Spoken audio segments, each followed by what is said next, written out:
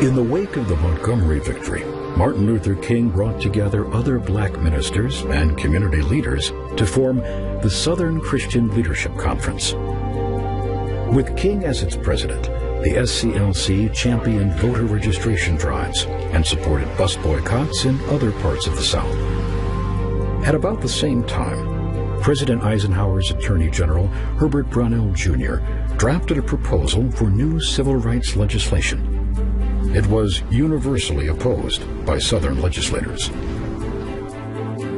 Nevertheless, Senate Majority Leader Lyndon Johnson guided a diluted bill to final passage by a 60-15 vote, establishing the Civil Rights Act of 1957. The NAACP's Roy Wilkins dismissed it as a crumb from Congress.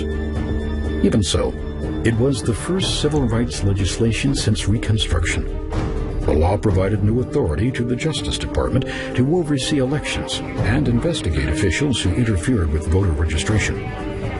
It also created a new division within the Justice Department to prosecute civil rights violations. The legislation was a symbolic victory for King and other civil rights leaders, but not enough to silence their rising demand for full legal, economic, and social equality. In some cases, the most deafening statements were made without uttering a word.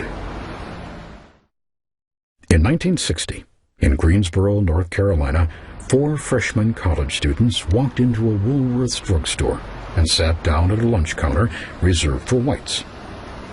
The Greensboro Four, as they became known, were refused service, but they remained seated in silent protest until the store closed. Their sit-in continued for weeks and ignited a wave of similar demonstrations. Within months, the movement reached every southern state and attracted more than 50,000 students.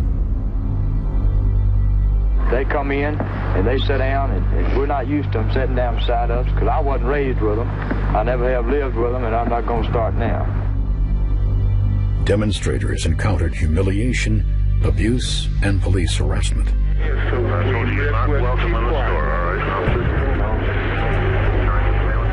But they held fast to their principles of passive resistance.